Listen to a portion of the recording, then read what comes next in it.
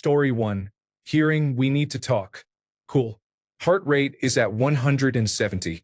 Let's do this breakup or arrest or whatever. Story 2. Being stuck in crowded places or having people stand too close behind me in lines makes me uncomfortable. Please give me some space. Story 3. A phone call from family members at odd hours makes me immediately think that someone has died. Story 4. Phone fell face down. Screen black. Life flashed before my eyes. Story 5. I know seeing my former partner in public would instantly put my body in fight or flight mode. Anxiety at the maximum. Thank goodness that has never happened. Story 6. Yelling and explosive anger take me back to my childhood. Story 7. Family emergencies. I just cannot handle the emotional stress. Story 8. Changes in plans, schedules, jobs, bosses, or anything like that. I do not quickly adapt and may feel overwhelmed for a while. Story 9. When someone keeps giggling at the doorknob while using the restroom in public. Story 10. Unexpected failure. Socializing. Taking responsibility. Crush. Story 11. When I send a risky text and they start typing, then stop, then nothing. Like, hello, why would you type and disappear? My heart is already planning for rejection, betrayal, and the end of the world all at once. Sometimes I just put my phone down and stare at the wall like it is going to give me answers. Story 12. Come here. I have a question for you. Like, just ask the question first because then I'm really wondering everything and anything I could have done wrong. Story 13. Hearing a sound that vaguely resembles the start of my morning alarm. Story 14. You have had zero anxiety? That cannot be real. That is not a thing. Story 15. Most recently, thunderstorms appeared unexpectedly, followed by the fear of losing power. Weather is very unpredictable where I live, and the sound of thunder here in the Midwest scares me. It is different from where I grew up on the East Coast. Story 16. A mysterious meeting invitation from my manager without any context. Story 17. General maintenance personnel in my department at work often do not understand safety protocols related to the high-power electromagnets I work with. Story 18. Talking to new people or going to a social event without knowing anyone there. Yes, I have social anxiety. Story 19. My dad is yelling my full name and saying, "Get in here right now and bring your phone." I have nothing to hide, but I am closing every application I have open. My heart rate is over 200. Story 20. People slam doors. It is kind of infuriating because my roommate slams the microwave door, and I do not know how to address that without it sounding strange. Story 21. Having your first child, waking up in the middle of the night, and needing to check if they are breathing. Story 22. My truck with 7-year-old expired license plates was stopped at a stoplight when a state trooper pulled up behind me. Story 23. A Microsoft Teams message just saying, "Hi, please get to the point and tell me what you want." Story 24. Saying something I thought was right 2 seconds ago and then wondering if I acted like an idiot. To be honest, I regret saying 70% of what I say. Story 25. Oxygen deprivation, which makes my breathing disorder difficult. Story 26. Loud voices, loud stomping, slamming doors, driving, and not understanding social contexts with new people. Story 27. Simply hearing the acoustic guitar ringtone from Xiaomi. Story 28. As a child, your mother calling you by your full name. As an adult, my phone ringing in the middle of the night with one of my children saying, "Mom," the inevitable conversation, "We need to talk." Story 29. When my phone rings and when I receive a letter in the mail. Story 30. When someone sends multiple texts in a row, spacing them out instead of making it just one text by itself. Story 31.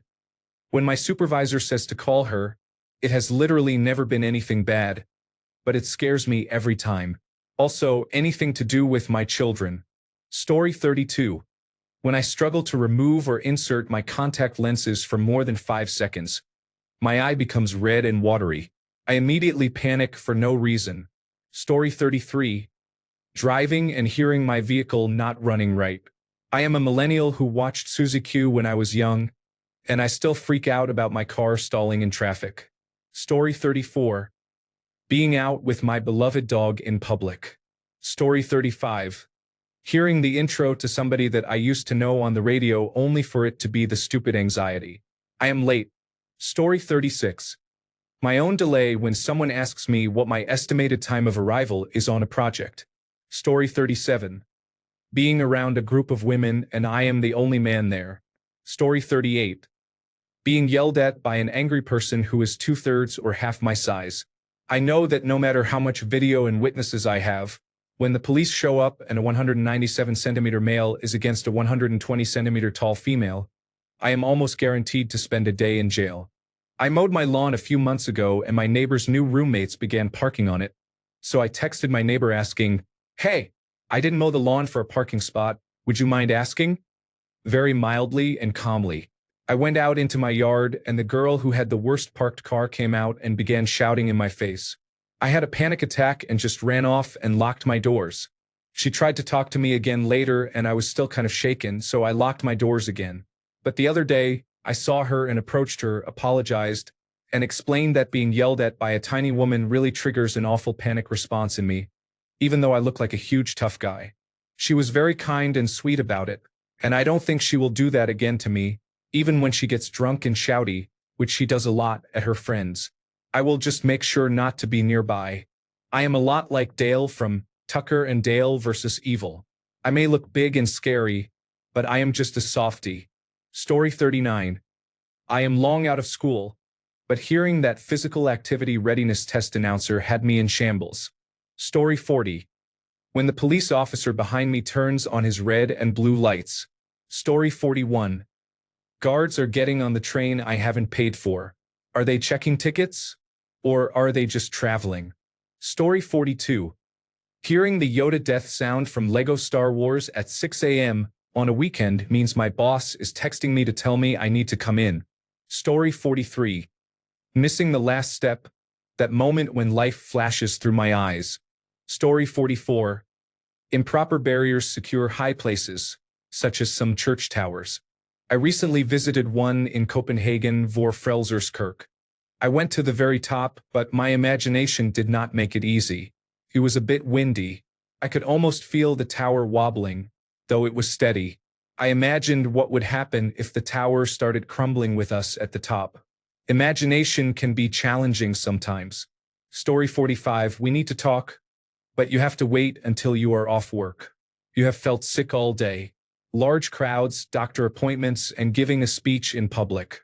Story 46. Being asked to be a leader in any capacity.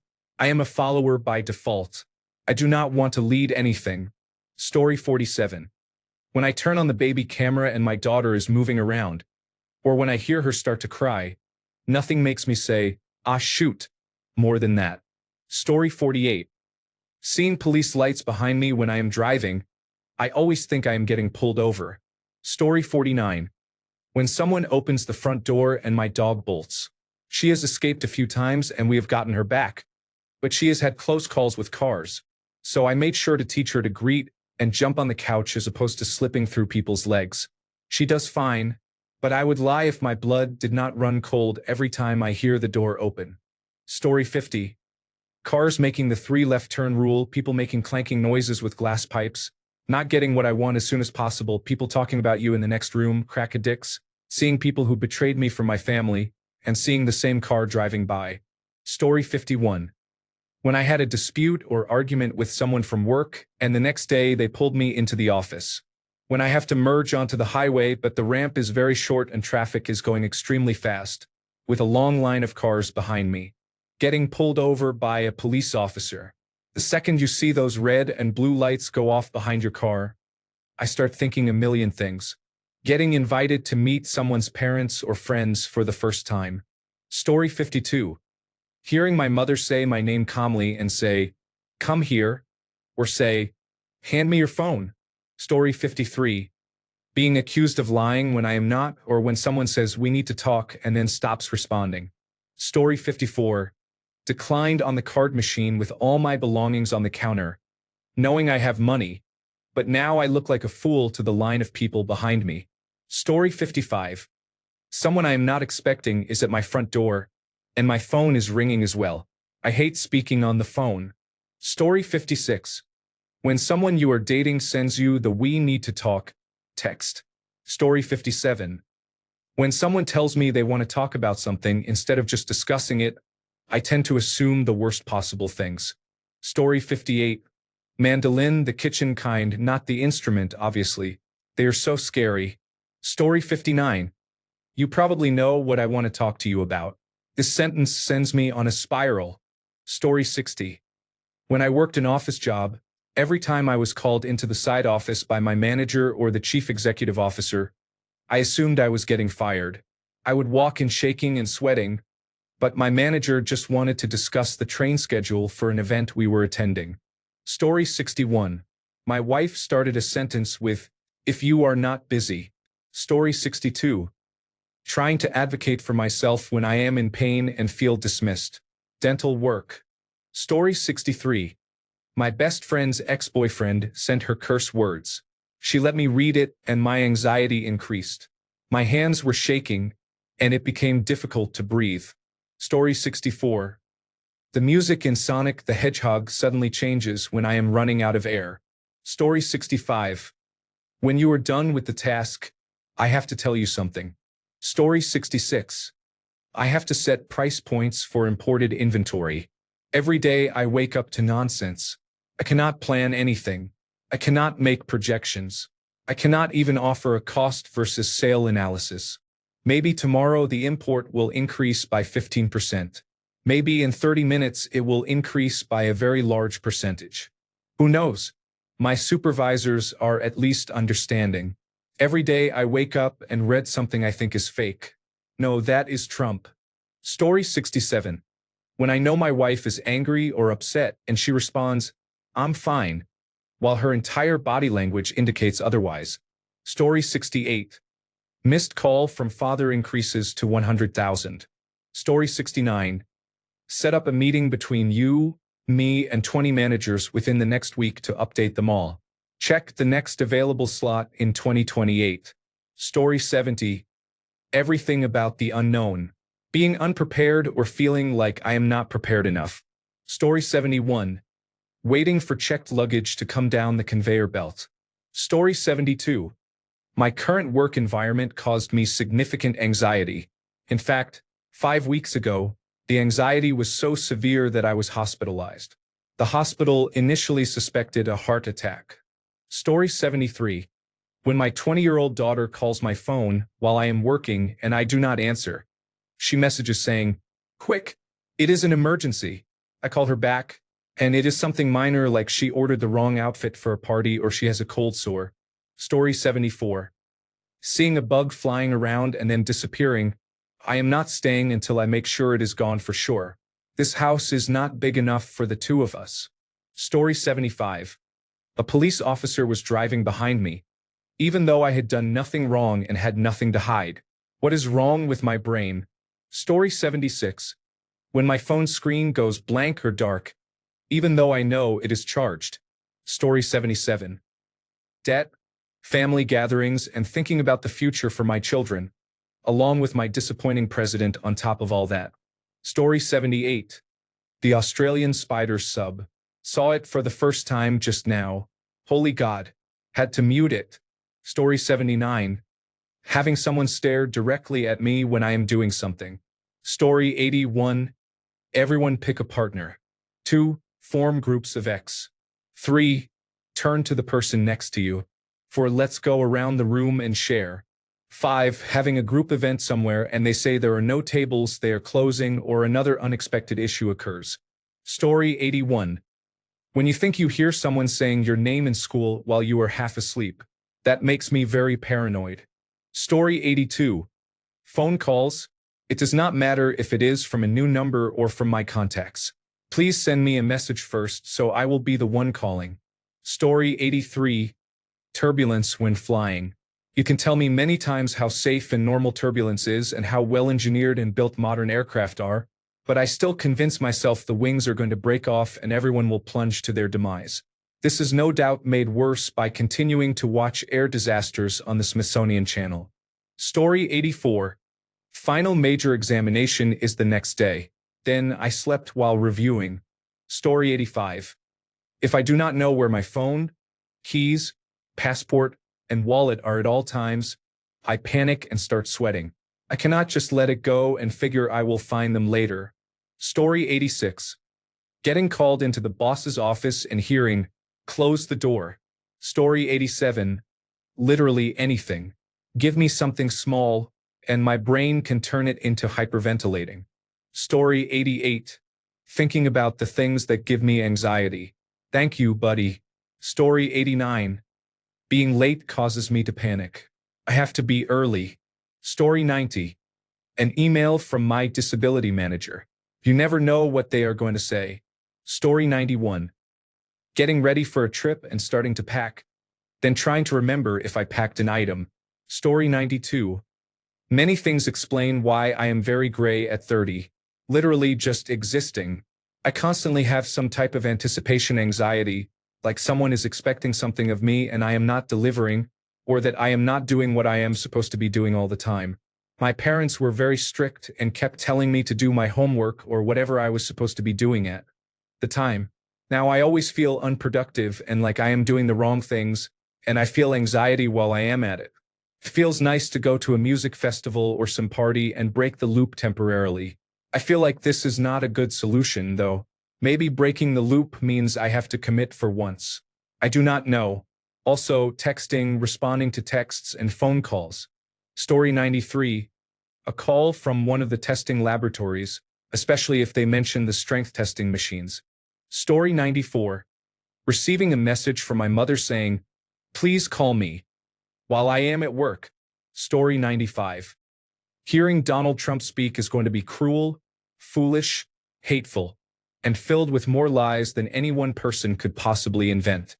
Story 96. People close to me are in bad moods, and they will not tell me why. Story 97. Hearing about layoffs happening and wondering whether I am being laid off or not. Story 98. Every time a telephone buzzes, I see images of hooded riders setting fire to hundreds. Story 99. When someone calls on my phone, "Who are you? Why can't you text?" Story 100. Having to tell someone something important and trying to make it as easy as possible without them thinking I am dying. Story 101. Oh yeah, they were vomiting last night, but all good this morning as my children play with them. I literally want to jump out of my skin and take my children home. Or the dreaded, "There is a case of gastroenteritis daycare" email. Story 102. Family court email arrival. Always something new and unexpected to slow down the process. Story 103. Even though I did not do anything, the manager stands right behind me while I am working. Story 104. When someone says my name and then pauses for more than a few seconds. Story 105. Realizing I need to go on a drive longer than 30 minutes. Immediate irritable bowel syndrome symptoms. Immediate searching for nearest rest stops with available toilets. Story 106. My child is crying no matter the cause. It immediately sends me into a panic, and I want to fix it. It breaks my heart. Story 107. Public speaking motivated a career change to avoid engaging in it. Story 108. When someone suddenly gasps, especially while I am driving. Story 109. Seeing my supervisor and her manager go into a meeting at the same time. Story 110. Come to my office. When you get back to the office, come see me. Being behind a logging truck. Having both my supervisor and manager come to my office. Story 111. I think something is wrong with my pet. Before bed last night, my 17-year-old cat must have been dreaming for the first time in his life because he let out these yowls, and I thought he was dying. Then I ran over to him, and he looked at me like, "Get away from me." Story 112. Realizing in the middle of traffic that I am not going to be 5 to 10 minutes early for an appointment and I am probably only going to get there on time, which for me is hell. Story 113. Smoking cannabis during the day. I smoke almost exclusively at night to help me go to sleep. If I smoke while the sun is up, the anxiety intensifies. I become overwhelmed with the anxiety that something could go wrong at work and I will get called in, or someone has to contact me about a work-related matter. I also get the creeping feeling that I am forgetting or overlooking a responsibility in my routine. Story 114. Smell of grass fire in the dry season. We almost lost our home because of someone else's irresponsibility. Story 115. Hearing the telephone ring unless the call has been scheduled. Story 116. That moment you realize you have sent a message to the wrong person. There is that half second of pure confusion followed by that cold sinking feeling in your stomach. You just stare at the delivered status knowing it is already too late. Story 117. Seeing a missing child poster and realizing it is a close relative of yours. Story 118. Being in a seizure or knowing I am about to have one when I am not at home is difficult. I feel exposed to however people want to treat me, even if they do something harmful and traumatizing again or re-traumatize me, and I am unable to defend myself. Story 119. Seeing another person whisper to someone while pointing at me. Story 120. Coldplay if you are that one person for the rest of his life. Story 121. I carry an emergency pager. That device going off spikes my adrenaline every time. Story 122. Questioning my expertise when you have none and insisting the wrong answer is correct. Story 123. When someone calls me at night, I do not know why, but it gives me a very bad feeling. Story 124. Seeing people in public that I know I always go hide. Ordering food at restaurants, my phone ringing. I sit and watch people call me.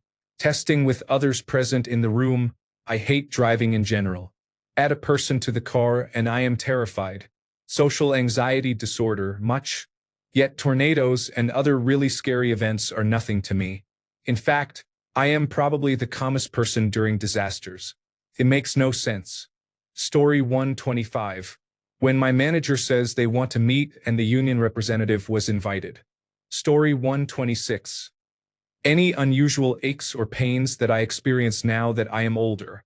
Story 127. Being home alone and hearing the sound of a voice that is not yours. Story 128. So many on the list, but this one gets me all the time. Suddenly thinking I may not have the correct location and time of an event I am headed to even though I triple-check the information. This happens all the time. Sigh. Story 129. Seeing a group of people walk toward me when I am alone, especially loud, violent-looking individuals. Story 130. The sound Zoom makes when someone enters the meeting is ding dong. Story 131. When someone knocks on the door, even though I am expecting guests. Story 132. I live abroad, so sometimes my dad, who rarely texts me, sends a message like, "Hi, can we talk?" Every time, my mind jumps to the worst possible scenario, causing overwhelming anxiety. What makes it worse is that he takes a long time to reply, and most of the time he just wants to check in and see how I am doing. Still, I get that sinking feeling every single time. Story 133. Speaking up. I'm almost scared to talk, probably the childhood anxious feeling of the parent that is public speaking. Which is strange because I did public speaking a lot and was very good at it before becoming an adult. On a stage, quivering, meeting someone new, squeaking, making call-outs on my favorite game knowing I'm right but everyone's talking, paralyzed and then we wipe on the boss. Story 134. When I hear, "Can I talk to you for a second?" And they don't say what it's about. Story 135. Let's do a round of introductions. The anticipation always kills me. Story 136. When my wife says, I have an idea, it usually means a lot of work for me or it is going to cost a lot of money. Thanks a bunch for sticking around till the end of the video. Remember to subscribe and until next time, stay awesome and goodbye.